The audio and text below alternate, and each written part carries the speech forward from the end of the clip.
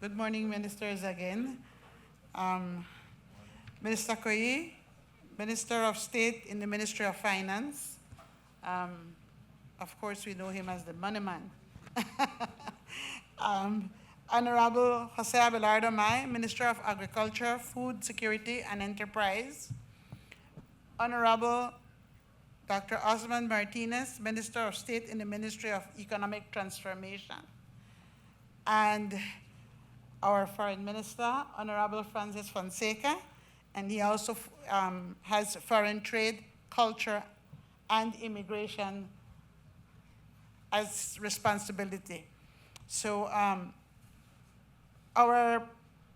as you know, and we have been saying, all speakers, about the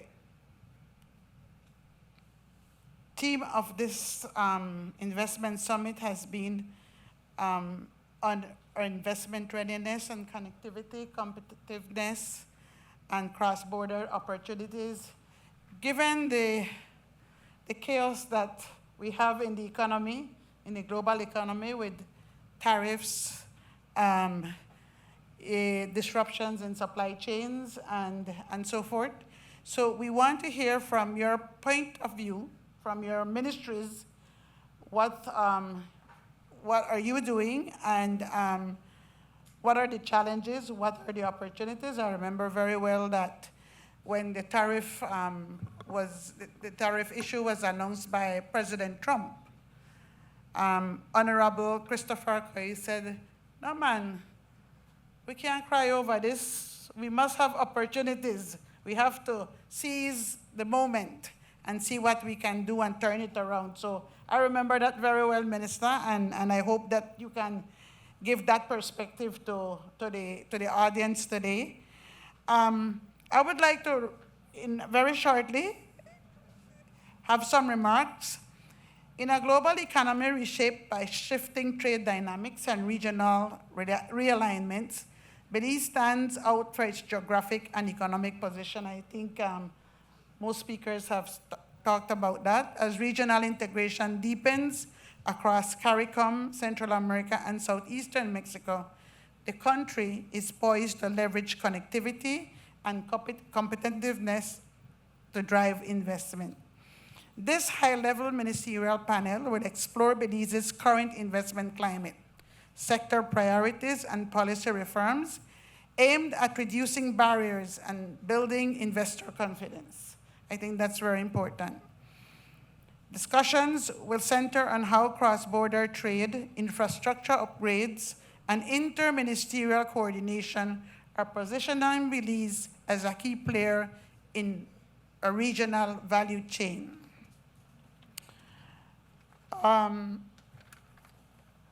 With a focus on finance, economic transformation, agriculture, and foreign trade ministers, this panel will spotlight how Belize is creating an enabling environment for inclusive growth and sustainable investment.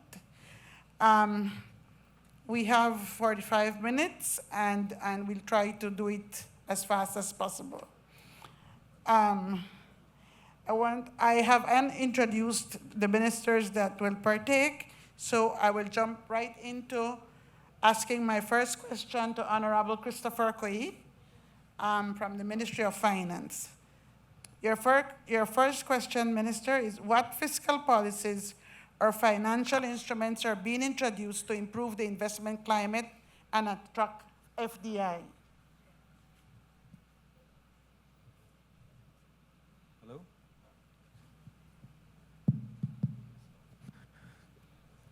Yes, thank you. I think in terms of, from the finance perspective and our approach, we have been iterative in our approach. Coming out of the crisis back in 2020, we had to look at what were the immediate challenges that we were facing at the time and address those challenges to put us on a more stable footing fiscally. As the years have gone by and we have grown out of that challenge, we face new challenges now. And what we have benefited from is the relationships that we have with the numerous multilaterals, like the IDB, like the World Bank, and others. And in leveraging that relationship as we look forward now, that forms an important part of our fiscal policy. We have taken a bit of a firm stance in the sense that in maintaining fiscal prudence, we want to make sure that we embark on public investment projects that do not cost us too much, that do not put us in any challenging position. So we, on a strict basis, generally communicate with our partners that we want cost of financing blended or otherwise at in or around 3% per annum. For that has helped us in terms of how we manage our debt and how we operate our fiscal budget. And in doing that, it enables us to have fiscal space to make investments that impact on the larger objectives. What we spoke about earlier on regional integration, regional economic integration. What that means for us in terms of infrastructure investments, having now more space to make infrastructure investments, to look at energy investments, and to look at education investments. So in preparing or making ourselves investment ready for that regional integration process, it's important that we focus on those fundamental elements. And developing that fiscal space to enable us to do that is a focus area for us. Minister, I would want to just a follow up on that response you gave. Basically, you're focusing on public investment, but your perspective on private FDI and its performance from the year 2020 to 2024. Certainly on private investment, and I think this is one of the Prime Minister's visions, that it's no rocket science, no secret. The private sector represents the engine of economic growth for us. So in every possible way, we look at how we support that private sector. And in doing that, that means supporting the ease of doing business, making all those changes in our laws to make it easier to do business in Belize. Also, passing new fiscal incentive legislation, which is something that we spent a lot of time on to get in place and to enable investment in whether it's in the tourism sector or in the BPO sector. The BPO sector, for example, having special DPA legislation to support the BPO sector, and in fact, even making adjustments to our tax laws on an ongoing basis to even better support the BPO sector. So it's across the board in terms of the effort that we have had to undertake to support the private sector, and I think we are seeing that. I would be remiss in missing the discussion on MSMEs. Prime Minister spoke about creating over 44,000 jobs, and the BPO sector representing almost half of that, or around 18 to 20,000 jobs. But a bulk of the additional jobs come through the MSME efforts. And enterprise, entrepreneurship, I think self-employment make up quite a bit of that new employment that is there in our economy at this point. Before I go on to Minister Mai, I would also like to inform that between the years 2020 and 2024, the FDI, as reported per the central bank, was $1.2 billion. So again, all what we have done to give the incentives to the private sector especially has paid off in the last 4 years. And we continue working with both the public and the private sector to incentivize for the most needed foreign direct investment. Minister Mai is no stranger to agriculture. Every time he speaks about cattle, vegetables, shrimp, aquaculture, everything to do with agriculture. Minister Mai will tell you everything. He's an expert, and that's his background. So he knows that very well. We have a question for you, again, within the context of the team. How is Belize supporting agribusiness investment, which I think is very important, especially in the context of regional trade with CARICOM and Mexico?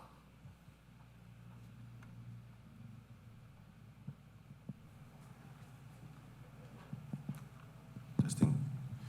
Thank you, CEO Garcia. Belize is unique in many ways.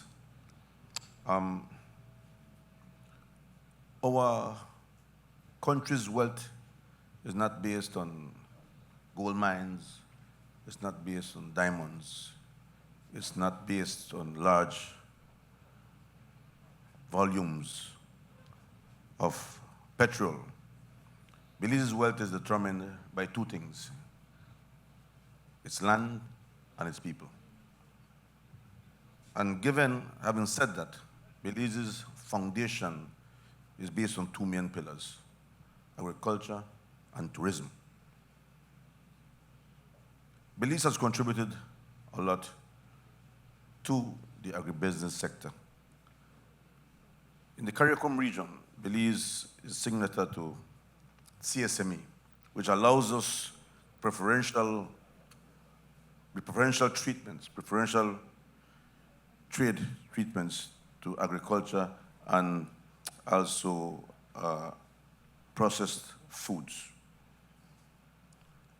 We also have two partial scope agreements, one with Mexico and one with Guatemala. And we have a third very near to be completed with El Salvador. Those three. To the north of us, Mexico, there's 125 million people. In Guatemala, there's 18 million people. El Salvador is close to 8 million. Those markets are huge markets for us. So it's important to get our products into those markets. Also, the fiscal incentives mentioned by Minister Coye are very important for investments in agriculture. Before I was elected, I had a meeting with someone who said to me, "Minister, are you willing, is your government willing, your next government, because we're to be government then, willing to support investments in UHT processing plant for milk?" And I said, why would I not? Why would we not support such a project? The then shelf life of our milk in Belize was 10 to 15 days. Today, the shelf life of our fresh milk is 90 days. That is what we have done.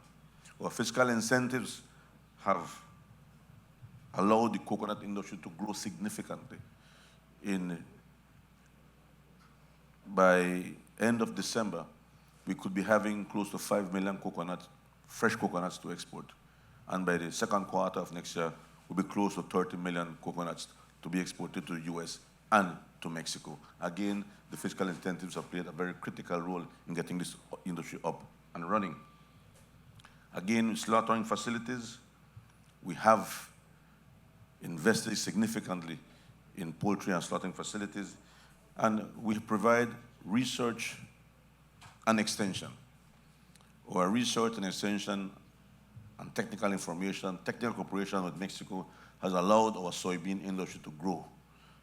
INEFAP of Mexico has supported enough scientific and technical information for us to expand and to grow different varieties of soybean that are high yielding. And so Belize now is self-sufficient in soybean production. And of course, without the DFC, the Development Finance Corporation, affordable loan rates for the farming sector has been very important. That has allowed the shrimp industry to again grow. The upgrading of infrastructure. We cannot transport our products on roads that are inappropriate. Remember, years ago, we used to transport bananas in the south on a rough road at 2 miles per hour, 3 miles per hour. That is a thing of the past. We continue to build roads and upgrade them for transportation of agricultural products. Not only farm roads, but electrification. Electrification is very important to expand the sector. And very important, capacity building. Climate change is real, and it affects the farming sector. So capacity building, the technicians and the farmers to ensure that we can mitigate the effects of climate change. And BAHA. BAHA was at the forefront to ensure that we meet the standards to export our shrimp to Taiwan. When we received the standards from Taiwan, we were so shocked. There were so many things that we needed to comply with. But BAHA was at the forefront to ensure that that occurred. And if it wasn't, again, for BAHA, the farmers, the finance sector was very nervous when the first cases of screwworm were found in Belize and in the region. Not a single day have we lost our market access for cattle to Mexico. Again, BAHA was at the forefront ensuring that the protocols, the animal health protocols were in place so that we could continue to export our cattle to Mexico. Today, that industry is worth close to $100 million Belize dollars, and we continue to enjoy the benefits of that market. Okay. Thank you, Minister. I just want to mention that when you mentioned DFC, I saw Henry had gone up quick. Yes, Henry, thank you. The other minister to intervene would be Dr. Osmond Martinez, and he heads the Ministry of Economic Transformation. And his first question, Minister, is how is your ministry supporting the transition to a knowledge-based and innovation-driven economy? Good afternoon, and thank you, CEO, for that question.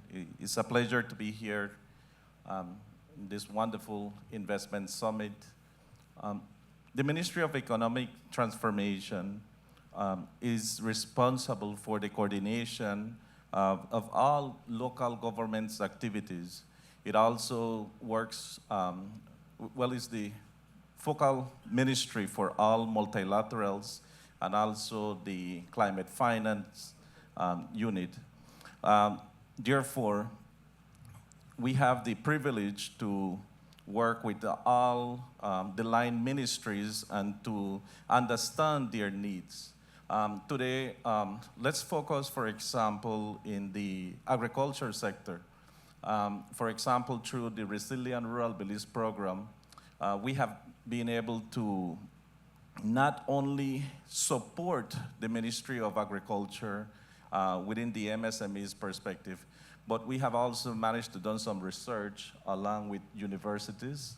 And through those research, we have identified certain needs whereby we need to, and how we can introduce science and technology into the agro-productive sector.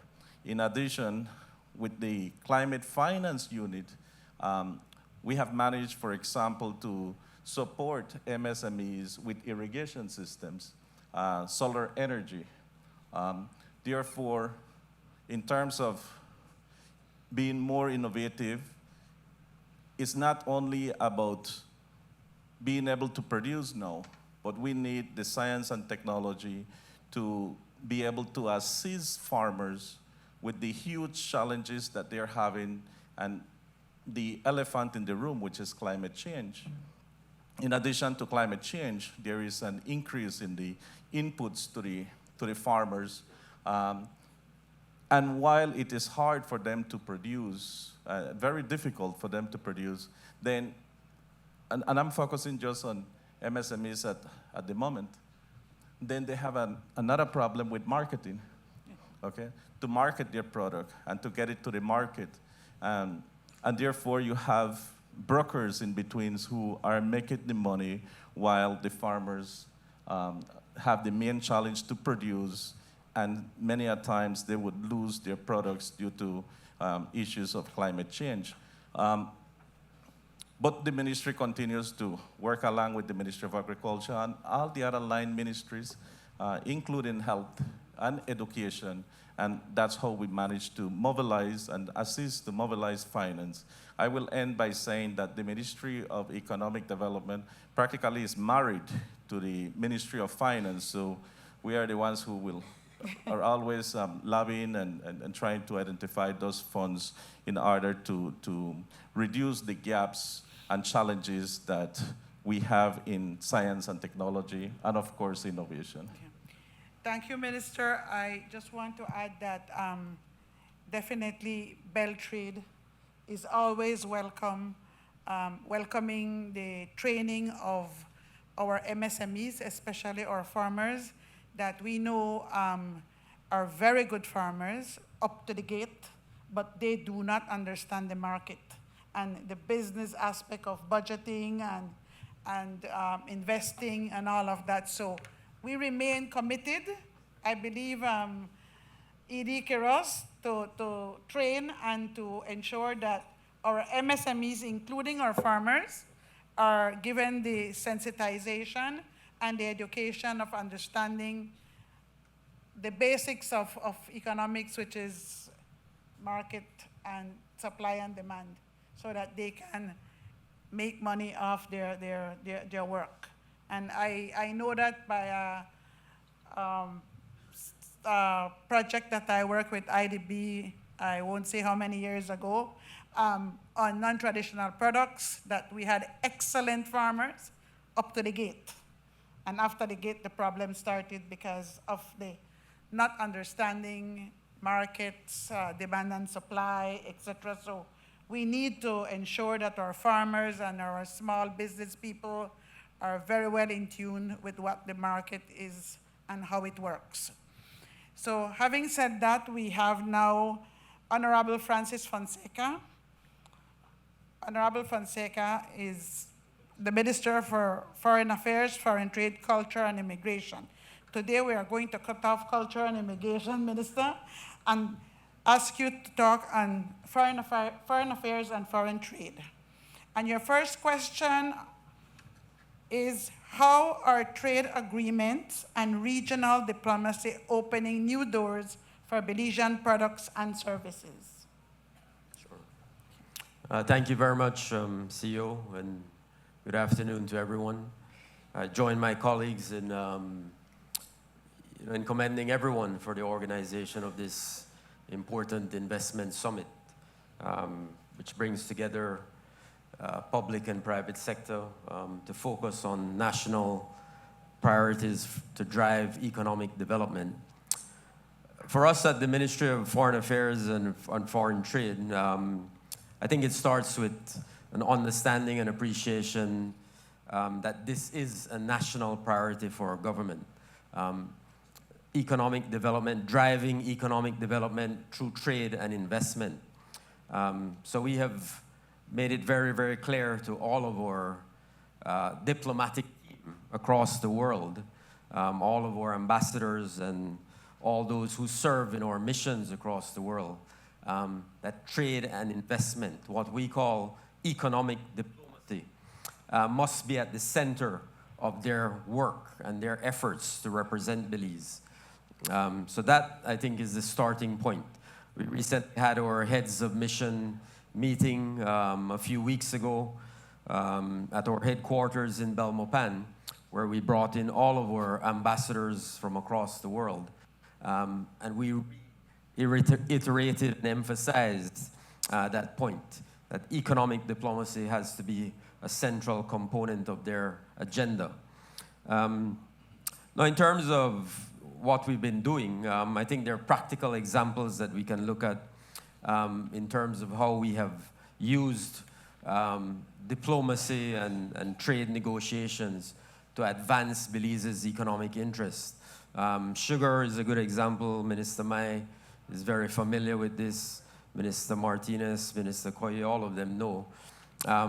In the CARICOM market, for example, just a few years ago, 4 or 5 years ago, Belize was only exporting something like $5 million to the CARICOM market for sugar.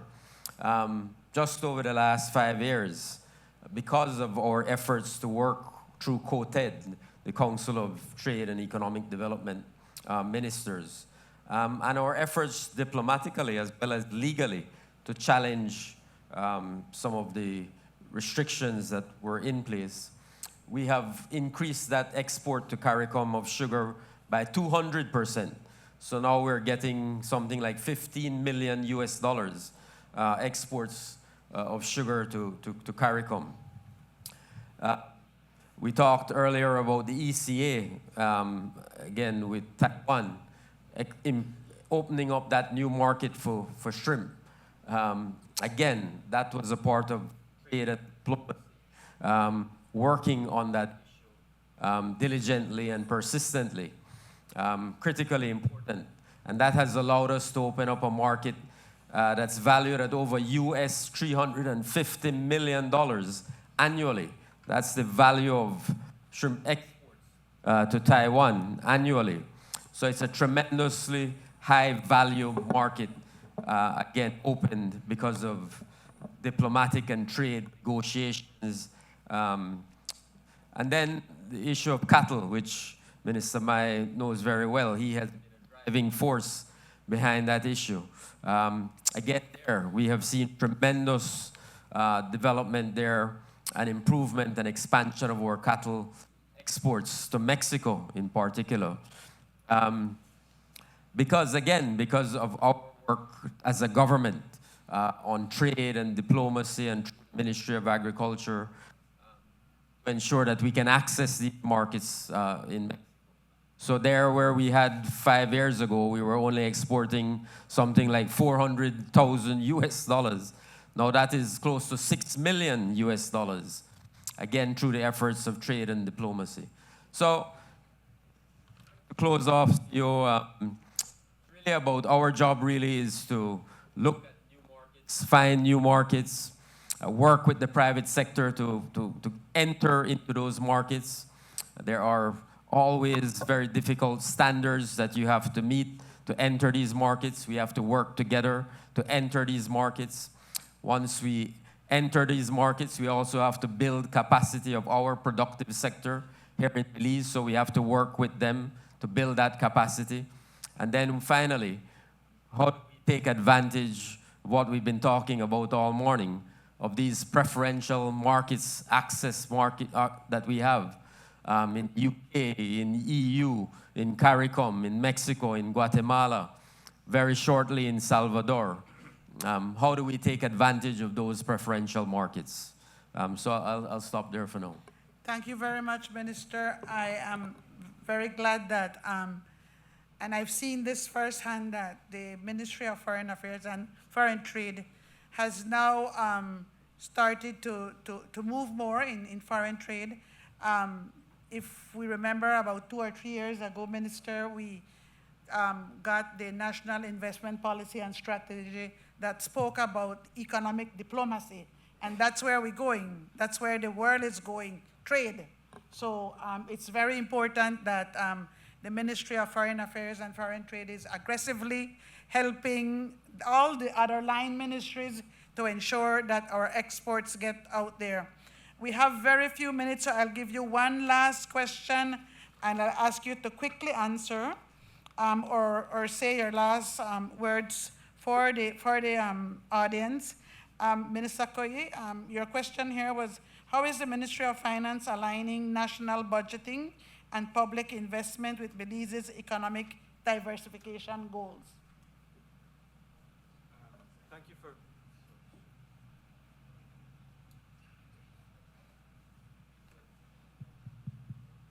Thank you for that, CEO. You kind of restrict me in the kind of things I'd like to talk about. But yes, the executive cabinet, Prime Minister,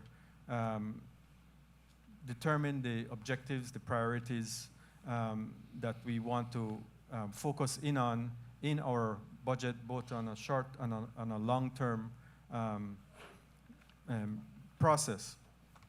In determining upon that, That's how we move forward and look at how we invest. Obviously,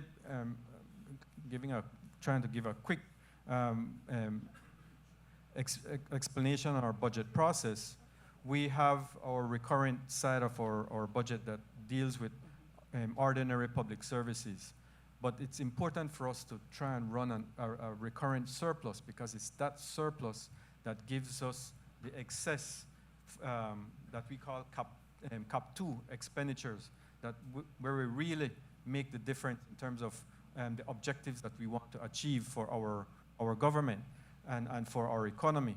And so when we look at the decisions of Cabinet and how we look to implement, that's where you will see in our budget that focus. So we focus in terms of our own investments, our own capital expenditures, heavily in education, improving the quality of education, improving access to education, training, all the things that we have been discussing here, whether it's in tourism or BPOs or otherwise. Those are our primary areas of priority for us, and how we look to make the bulk of our investments. Education is by far the most important. Infrastructure. When you look at our budget, once again, the amount of funds that we invest in infrastructure, in both physical and digital infrastructure, that represents those key objectives for us as a government that we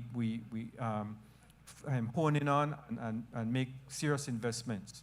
And of course, health and wellness is where this government has really stepped above and beyond in making sure that we have a healthy, productive population. And that's where we have made major investments to support our broader goals of economic development and transformation. I would, in turn, also like to add, in terms of where we look to get support from our partners, both multilateral and bilateral, are not only in those areas, but also in areas of energy as well, as we speak to the importance of energy, the importance of economic diversification. I think Professor Stein spoke about the type of economy we have, basically a service economy that we have, with roughly 10% of our economy being agriculture-based. With market access and the nearness of the markets of Mexico, there is much scope for growth in the primary sector. But at the same time, we still are a service economy. And if you look at our the GDP or income relative to an employee or the labor force, it's in the service economy, it's in the secondary sector where we have the highest income per person that we can generate. So it's important that we concentrate on those areas, whether it's in services, so that we bring or we optimize and maximize the wealth generation for our people, rather than looking at the more marginal areas. So in that sense, that is how we look at focusing, prioritizing our expenditures in meeting the broader objectives of economic development and transformation. Thank you, Minister. And quickly, Minister Mai, what are the main investment opportunities in value-added agriculture and agro-processing? Yes. In the last 3 years, in the last 3 years, Belize has seen significant investments in the agro-processing sector. Just to mention a few, so I have in context. The dairy sector has seen investment of $6.8 million. Soybean meal, $32 million. Poultry, $23 million. Coconut, $47 million. Corn flour, $10 million. Corn chips, $15 million. A flour mill in the north for $25 million. Canola, sunflower oil, That includes a flour mill, and now a sugar refinery of approximately $20 million, a dog food of $9 million, a total of close to $200 million have been invested in the agro-processing sector, and there is room for expansion. A sugar refinery, a sugar mill today is not only a sugar mill. It can be a heavy energy supplier. One, it can be rum manufacturer. It can be ethanol. And so today's challenges require that we invest in this manner. We have spoken many times of canning. If you look on our shelves in our stores, you will find a lot of canned goods, and all of these canned goods are imported. You can see the chicken sausages, 10 different chicken sausages. That's an area which the poultry houses now are seeking to invest. We export corn to El Salvador. They manufacture it into chips and send it back to us in this country. We have the primary product, corn. We're a strong producer of corn in the region. And so that's another area for investment. We export coconut water. But what do we do with the biomass? There's a shell, there's a husk. A tremendous opportunity there for investment, converting it to biochar or to something, substrate for further use to other countries, export to other countries. And then, of course, dairy. While the dairy industry has seen significant improvement, there is still room to grow. We still import huge amounts of dairy products. We can expand in this area, and we can supply our demand and look for export to the Caribbean. And of course, we keep exporting beef on the hoof. A good business it is, but it'll be better if we add value and look at exporting cuts when the time is ready for that. And then, of course, this goes not only for beef, but poultry and pork. And then the last investment, I believe, is chocolate from the South, organic cacao. Tremendous potential for investment in the South. These are not coming to mind now. Sure, the Minister, I thank you. We all know that value added is important to ensure that we get more value for our products and turn our primary products to secondary. But we also know that we have to do value added in our services. And that's where we also focusing to ensure that in our service sector, tourism, BPOs, fintech, and all of those that we need to do more value added so in an effort to get more foreign direct investment to grow the economy and to give a better life to our citizens of Belize. Quickly, Dr. Martinez, this is an easy question. What role do public-private partnerships and MSMEs development play in Belize's broader economic transformation strategy? Thank you. It's important to highlight that the participation of MSMEs within our economy represents almost 90%. And it is also important to highlight that some of the MSMEs are most at risk many times of losing their business. And today, you know, when we look at Plan Belize medium-term development strategy, and of course, PM's Briceño's visions with MSMEs and BELTRAIDE's contribution, it is also important to note that, and I make a call to all the development partners that are here, and especially the multilaterals. You know, along with DFC, we had to change and make adjustments to the definition of MSMEs because MSMEs, they have such a huge challenge to have access to finance. And many a times, while we were in Brazil, we spoke with President Daniel Best there, and we reminded him and say, you know, we respectfully remind you that CDB is not just the CARI bank, but is a development bank, and a development bank that must contribute to MSMEs. And when you look at our MSMEs participation, they are the ones who are producing the watermelons that we're consuming today here in San Pedro. They are the ones who help us to produce the pineapples, the basic fruits and vegetables that are consumed within the tourism sector, the ones that are contributing to Belize's food security, and more important, they have a huge potential to become the breadbaskets of the Caribbean. But for us to reach there, our strategy is we need to have more access to finance, but also affordable finance. And we need the help of all of our development partners to work hand in hand on that strategy, which is within the Planned Belize Medium-Term Development Strategy 1.0, and 2.0 will be coming up next year. Okay. As you know, Minister, MSMEs is one of my pet projects. I've worked along with the MSMEs, and I want to tell Prime Minister in front of this audience that I think that we need to separate MSMEs. We need to separate the micros. The micros are a special creature.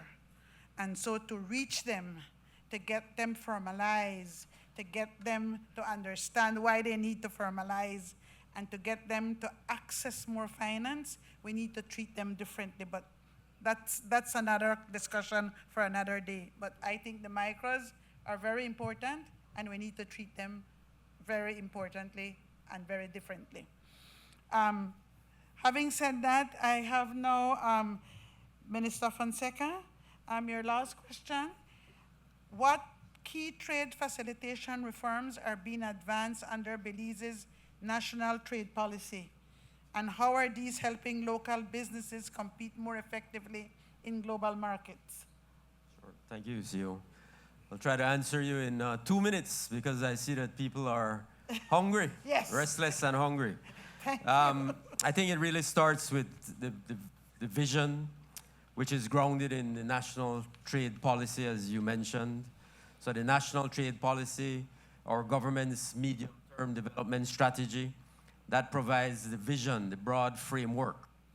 And then out under that, of course, you know, we have the roadmap, what we call the roadmap, which the national trade facilitation roadmap. You know, and that, I think, provides the kind of strategy that we use.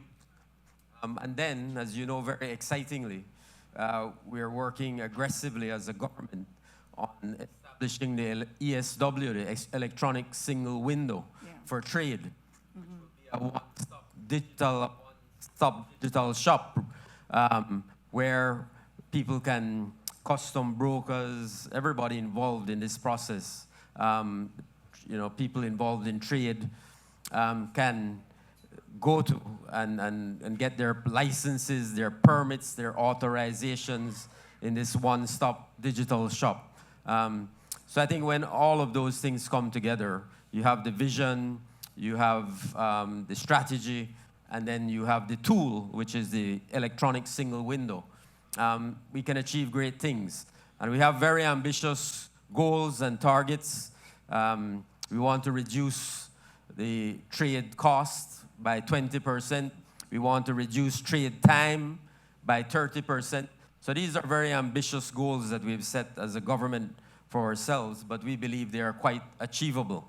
So I think all of us understand in government that trade and investment drives the economy, and we all have to work together. So it's been a whole of government approach to tackling these issues. And I think we've had great success, but much more lies ahead. Thank you, ministers. I have here on the podium, we have 4 great and hardworking ministers, and the line ministries that they manage, that they lead, are very important for the trade and investment aspect of this country. So thank you very, very much for your participation and for the information given to the audience. Thank you very much, and now for lunch.